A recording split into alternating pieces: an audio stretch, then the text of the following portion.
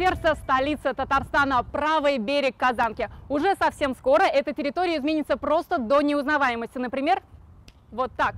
6 разноцветных башен разместятся на побережье реки, а главным украшением станет парящее кольцо Сатурна. Это только один из возможных вариантов, которые реализуют в Казани. Такой неповторимый силуэт на берегу Казанки предложили создать архитекторы из Швейцарии. Они, как и другие 50 участников международного конкурса, 2 месяца решали, как преобразовать прибрежную зону. Дано 9 гектаров земли между улицей Сибгата Хакима, Ривьерой и будущим парков Горизонтов. Задача – создать гармоничный архитектурный ансамбль. Кто нашел ответ? Имена победителей озвучивает Ильсур Медшин. Нет гран-при, нет абсолютно первого места. Но это и хорошо. По условиям конкурса нашему инвестору это раскрывает возможности и палитру выбора решения. Международное жюри во главе с мэром Казани выбрали сразу 6 лучших проектов. Среди них испанский эскиз, в основе эко-концепция. Парки и скверы зелеными пальцами проходят сквозь всю территорию. Это очень сильная идея. Она в корне меняет силуэт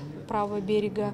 Она задает совершенно другой тон всей этой территории. И нам тогда думать надо над окружением, как окружение подтянуть к этому уровню. Конгресс-центр, совмещенный с яхт-клубом на 50 швартовочных мест. Такой проект в прибрежной тематике предлагают уже наши казанские архитекторы. Прямо с крыш можно будет наблюдать за спортивными соревнованиями, а рядом расположится зеленый парк для детей.